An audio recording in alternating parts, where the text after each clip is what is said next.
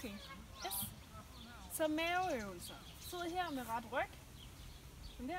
Og så knæene godt højt op. Op, op, op, op, op. Så kan du gøre sådan, så knæene skal op mod brystet. Så hold her og der. Og der. Og der. Eller stræk det ben lidt længere tilbage. Stræk det ben. Op, op, op, op. Det er for maven. Er der noget, jeg skal være særlig opmærksom på der? Der skal du være særlig opmærksom på, at du ikke kommer til at tage nakken fremad. Så lav lidt dobbelthage, sådan der, og vær godt lige i ryggen. Sådan, så du ikke kommer til at gå tilbage, og så frem. Så ryggen bliver det samme sted hele tiden. Og kig fremad med brystet. Yes. Så til armene. Skulderafstand. Og kom godt ind over. Sænk kroppen ned og skub op.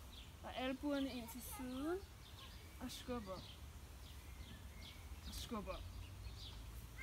Så hernede. Hold godt fast i bænken.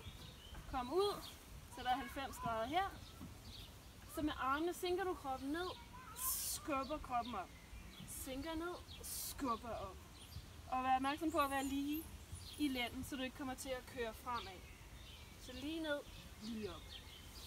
Sådan der. Eventuelt lunge. Tag benet op her og kør ned. Op, ned. Der. Eller bare lave lunge her.